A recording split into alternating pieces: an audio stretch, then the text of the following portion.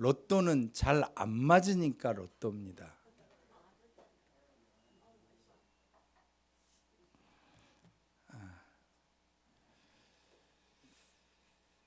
하나님께서 천지 만물을 다 지으셨습니다. 하나님께서 대소생물을 종류대로 다 지으셨는데 마지막 날에 사람을 지으셨습니다. 그리고 하나님이 그들에게 이르시되 바다의 물고기와 공중의 새와 땅에 움직이는 모든 생물을 다스리라. 하나님께서 우리를 지으신 목적은 우리로 하여금 다스릴 수 있도록, 돌볼 수 있도록 우리를 부르시고 우리를 이 땅 가운데서 그 일들을 감당할 수 있도록 은혜를 주셨습니다.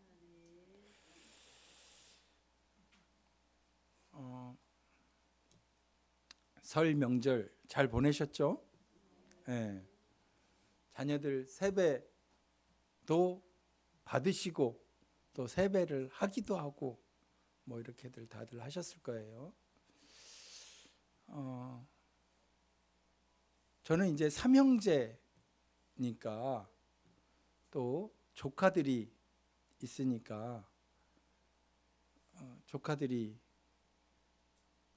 6 있고 그리고 우리 애들이 3 있고 조카들이 8이네요. 8 있고 조카들이 8이 아니에요. 5이네요. 우리 애까지 8이에요. 우리 애까지 8 이렇게 있고 뭐 하니까 그래도 봉투 담아서 이렇게 세뱃돈을 이렇게 주고 해야 되죠. 그러니까 조카들이 많은 건 좋은데 일단 나갈 분량이 꽤 됩니다. 그리고 이제 양가 어르신들에게도 드려야 하고 뭐 또 뭐 기타 여러 가지 일들이 많이 있죠. 그래도 이제 아버님께 세배하면은 또 아버님도 한 해 동안 잘 하나님의 은혜 가운데서 복되게 살라고 덕담도 해주시고 그래도 또 봉투도 두툼하게 주고 싶지만 그래도 그 형식적으로라도 이렇게 해서 복돈이라고 해서 이렇게 담아서 주시죠. 담아서 줘도 모든 봉투는 이제 또 수거하는 분이 있어서 그분한테 이렇게 가고 다 이렇게 하죠. 이렇게 해도 일단 어떻습니까? 내가 자녀들에게 조카들에게 이렇게 세뱃돈을 넉넉하게 줄 수 있다는 게 얼마나 감사한 일입니까?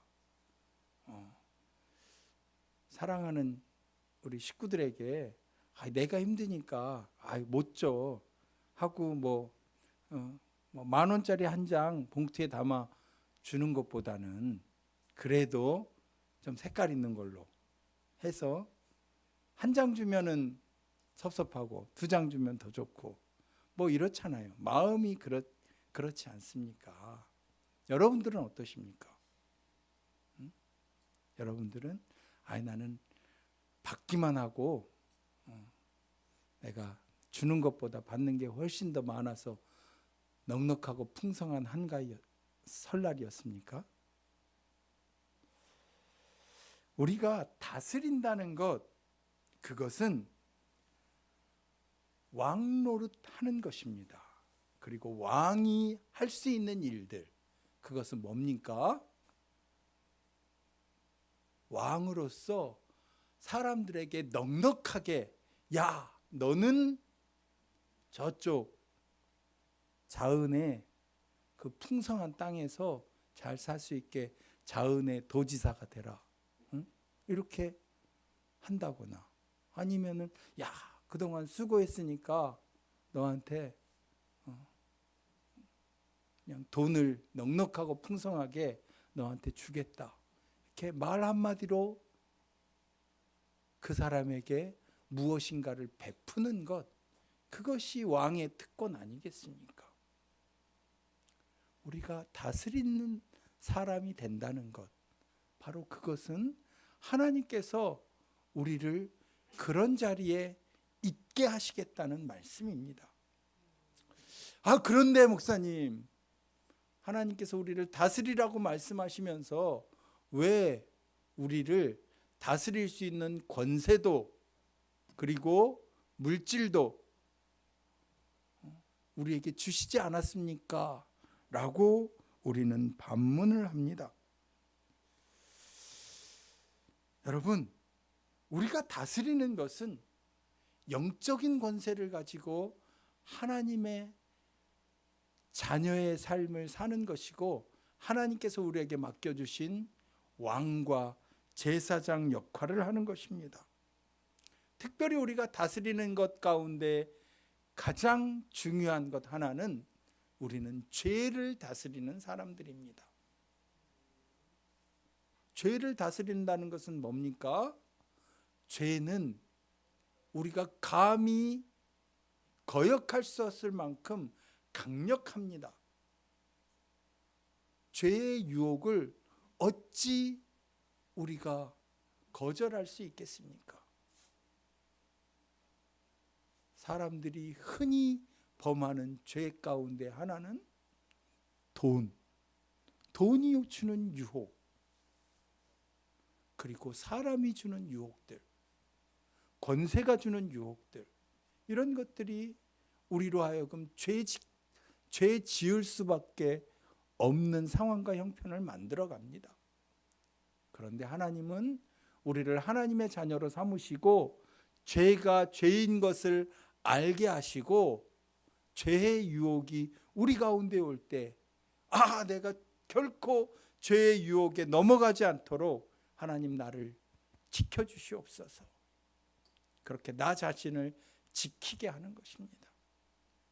그리고 내 자신이 죄를 지킬 뿐만 아니라 내 주변에 그런 죄 짓는 상황과 형편이 되지 않도록 늘 위에서 중보하고, 그 상황과 형편들이 생기지 않도록 내 삶을 깨끗하고 정결하게 하나님의 은혜 안에서 살 수 있게 하는 것이죠. 창세기 4장 7절에 보니까 동생 아벨에 대해서 살의를 품고 있는 가인에게 하나님께서 이렇게 말씀하십니다. 죄의 소원은 내게 있으나 너는 그 죄를 다스릴지니라 라고. 죄를 다스리는 것이죠. 그런데 이 죄를 다스린다는 부분이 성경 원문에는 죄를 다스린다고 나오지 않고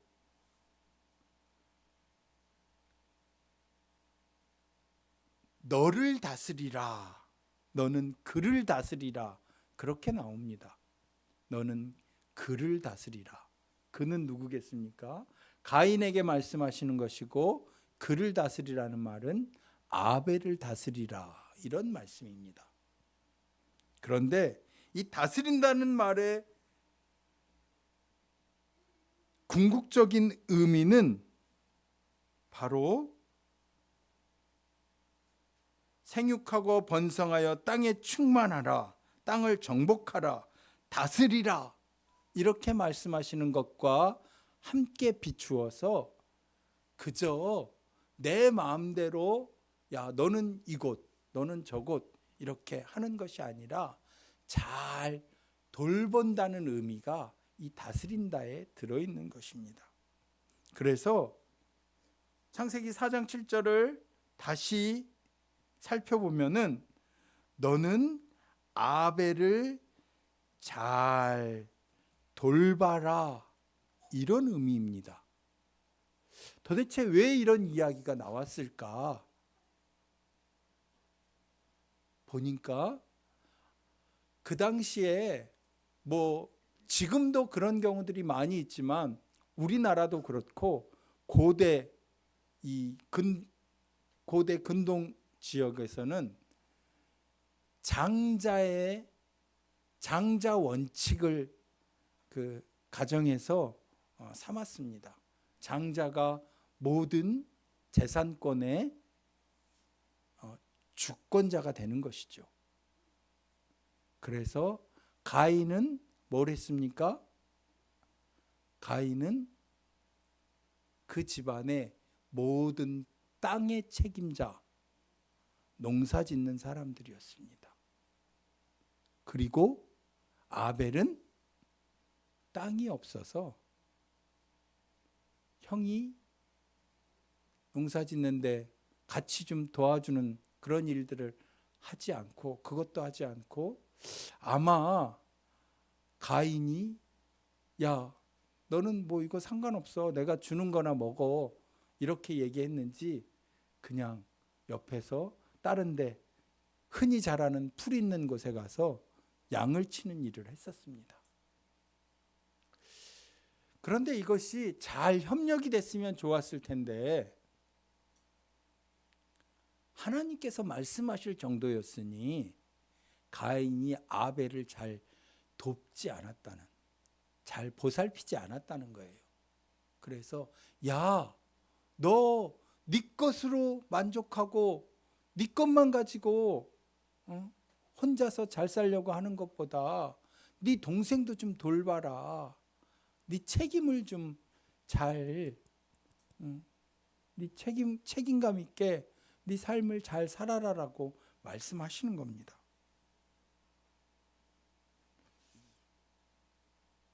여러분, 흥부와 놀부도 마찬가지잖아요. 놀부는 잘 살고 흥부는 못 사는 이유가 어디 있습니까? 흥부가 자식이 많아서, 입이 많아서 못 사는 건가요? 아니요. 옛날에 우리나라도 마찬가지였어요.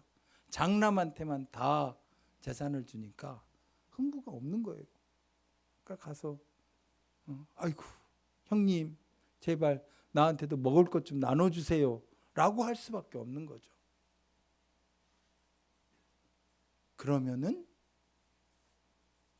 진짜 형은 야 그래 아이고 잘 왔다, 쌀 한 가마니 내가 져다 주려고 했는데 마침 잘 왔다, 얼른 가지고 가라, 이렇게 하면 좋을 텐데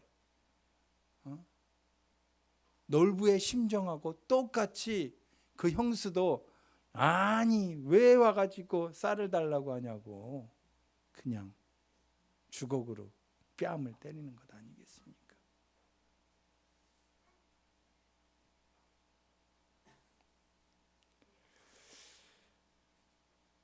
장남과 동생의 관계가 바로 우리가 사는 세상의 모습이에요. 세상의 모습. 성경이 제시하는 사회는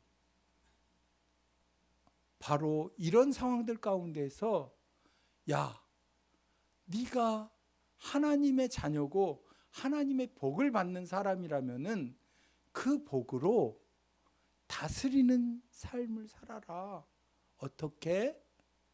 잘 보살피고 섬기고 베푸는 것으로 진짜 좋은 이상적인 그런 가정을, 그런 사회를 만들어 가라는 것입니다.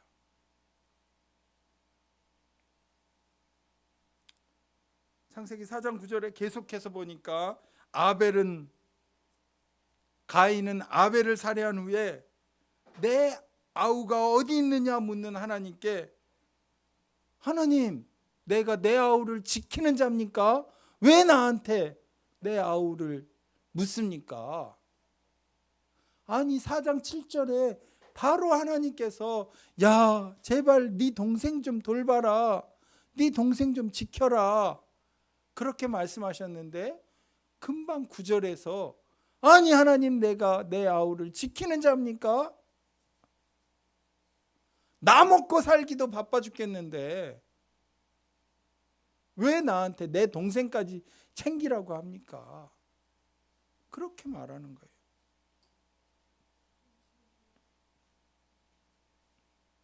여러분, 좋은 성도, 진짜 복 있는 성도의 삶은 어떻습니까? 하나님께서 우리에게 말씀하시는 대로 그렇게 살려고 애쓰는 것이고 그리고 그렇게 돌보고 섬기고 베푸는 일들에 인색하지 않는 것입니다. 하나님의 형상으로 우리를 창조하신 이유는 바로 여기 있는 것이죠. 그런데 그렇게 하지 못하는 이유는 어디 있습니까? 이 하나님의 형상이 깨졌기 때문에 그렇습니다. 부모님이 어떻게 살아가는지 잘 보고 배운 사람들은 그렇게 살려고 애를 씁니다.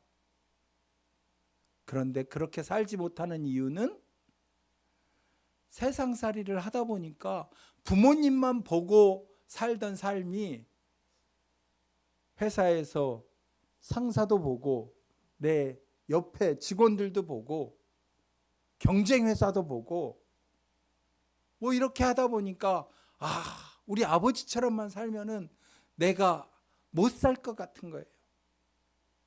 그래서 내 것을 움켜쥐기도 하고 베풀지 못하고 그렇게 살아가는 거죠. 하나님께서 우리에게 주신 그 하나님의 형상이 점점점 희미해져 버리는 것이죠. 우리는 예배 시간에 열심히 말씀 읽고 들으면서 맞아, 성도는 이렇게 살아야지. 열심히 기도하고 말씀 보고 또 말씀 본 대로 봉사하고 섬기고 베풀고 그것이 맞다는 것을 압니다. 그런데 예배 마치고 성전문을 열고 밖에 나가보면은 얼마나 힘들고 어렵습니까? 좀 베풀고 나누고 살려다 보니까 나 먹기도 힘들고 빡빡하니까 먼저 나부터라도 좀 먹고 좀 남으면 좀 줘야지. 그런데 사람의 성품은 아무리 풍성해도 결코 남지 않습니다. 남아서 주려고 하면은 절대 못 줍니다. 내게 있는 것을 기꺼이 나눌 줄 알 때 그때 줄 수 있는 것이죠. 여러분, 하나님께서는 우리에게 많은 것들을 주길 원하십니다. 무엇을 위해서? 잘 다스릴 수 있도록, 잘 베풀 수 있도록, 잘 섬길 수 있도록 주기를 원하시는 것이죠. 그런데 내 새끼들한테 주는 것은 아깝지 않아서 많이 주고도 너무 좋다, 너무 감사하다 그렇게 하는데 다른 사람들에게는, 전혀 모르는 이웃들에게는, 심지어 교회 안에서도 우리 교회가 좀 넉넉하고 풍성하니까 좀 옆에 어려운 교회들을 도웁시다, 섬깁시다 이렇게 하면은 우리 교회는 안 그러는데 어떤 교회에서 아니 그 목사님 매일 어렵다고 하면서 별로 그렇게 열심히들 안 하고 잘 자기가 하지 못해서 어려운 걸 우리가 왜 돕습니까? 그렇게 하는 경우들을 많이 보는데 그것은 우리의 책임을 제대로 하지 못하는 겁니다. 다른 사람들의 형편과 처지들을 판단하고 비난하기보다는 그냥 내게 있는 그것들을 통해서 감사하고 그것들을 나눌 줄 알면은 하나님은 우리를 채우시는 겁니다. 근데 그렇게 되지 못하는 것, 내 삶에 그런 풍족함과 풍요로움이 없는 이유는 어디 있느냐? 바로 하나님의 세세한 성품을 온전히 담지 못하기 때문에 우리에게 그렇게 채워지지 않는 겁니다. 하나님은 우리를 세상을 돌보는 책임을 주셨을 뿐만 아니라 그 책임을 다할 수 있도록 하나님의 성품을 우리에게 주셨습니다. 그래서 우리는 다 조금씩이라도 하나님의 성품을 다 가지고 있습니다. 여러분이 가지고 있는 가장 좋은 성품은 뭡니까? 고린도전서 13장에 있는 하나님의 성품, 믿음, 소망, 사랑, 그런 것들이 우리 모두에게 다 있어요. 그것이 없는 사람은 아무도 없어요. 그리고 조금 더 세세하게 우리가 연말에 고린도후서 말씀 가지고 계속해서 오후 말씀 나눴었잖아요. 너희 믿음의 인내를, 믿음의 덕을, 덕의 지식을, 지식의 절제를, 절제의 인내를, 인내의 경건을, 경건의 형제우애에, 형제우애에 사랑을 더하라 해서 그 하나님께서 우리에게 주시길 원하시는 성품들, 성령의 열매들 뭡니까? 성령의 열매, 우리가 가지고 있는 인내와 자비와 양성과 충성과 온유와 절제, 이런 성품들을 다 가지고 있어요. 그런데 그 성품들을 더 풍성히 우리의 삶에 채워가지 않으면은, 하나님의 마음을 우리에게 품지 않으면은, 마음이 되지 않으면은 우리에게 복이 아무리 있어도 그 복대로 살지 못하고 복을 누리지 못하는 거예요. 나누고 베풀지 못하는 거예요. 여러분, 예수님께서 세례를 받으실 때 성령이 비둘기같이 임하시며 하나님께서 말씀하시죠. 이는 내 사랑하는 자, 내 기뻐하는 자라. 그리고 예수님은 세례 받으신 이후에 많은 사람들 앞에서 병을 다스리고 죄를 다스리고 폭풍을 다스리고 굶주림을 다스리고, 그것을 통해서 병을 다스림으로 병자를 돌보고 치료해 주시지 않습니까?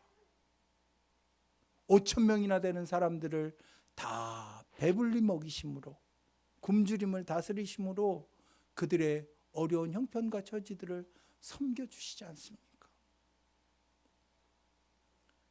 이렇게 하신 이유는 예수님께서 하나님의 아들, 온 세상에 권세와 지위가 있음에도 불구하고 내가 하나님의 뜻을 위해서 기꺼이 물속에 나를 완전히 잠겨서 죽는 것처럼 내가 죽어 하나님의 뜻을 이루겠습니다. 헌신과 사명에 대한 충성의 결단이 그 사명들을 잘 감당할 수 있도록, 일들을 잘 감당할 수 있도록 하나님께서 책임져 주시는 것 아니겠습니까? 저와 여러분들의 삶에도 2025년 그런 은혜들이 있기를 원한다면, 하나님, 내가 우리 가정을 더 잘 돌보길 원합니다. 올해 자녀들이 올 한 해도 건강하시고 좋은 일들이 많으시길 바랍니다 하고 딱 봉투에 헌금 담아가지고 세배하면서 어머니 아버지 건강하세요 하고 했는데, 받기는 잘 받고 그래 고맙다 말로만 하지 않고, 내년에는 하나님 나도 내년에는 받은 것보다 더 많이 그냥 야야야, 니네도 어려운데 오느라고 얼마나 고생했냐. 기름값이라도 하고 너네도 내가 주는 것보다 더 많이 좀 물질이 풍성하길 원한다 하고 좀 채워질 수 있도록, 하나님이 그렇게 우리 복을 쌓을 수 있도록 어떻게 해요? 어떻게? 하나님, 내가 하나님의 성품에 더 잘 충성할 수 있도록 하나님, 제 마음에 하나님의 마음을 부어주시옵소서. 그리고 하나님께서 우리에게 마음을 부어주실 때 그 마음처럼 넉넉하게 살 수 있도록, 인색하면은 10억이 들어와도 아이고 조금만 더 있었으면, 100억이 들어와도 아이고 조금만 더 있었으면 한다니까요.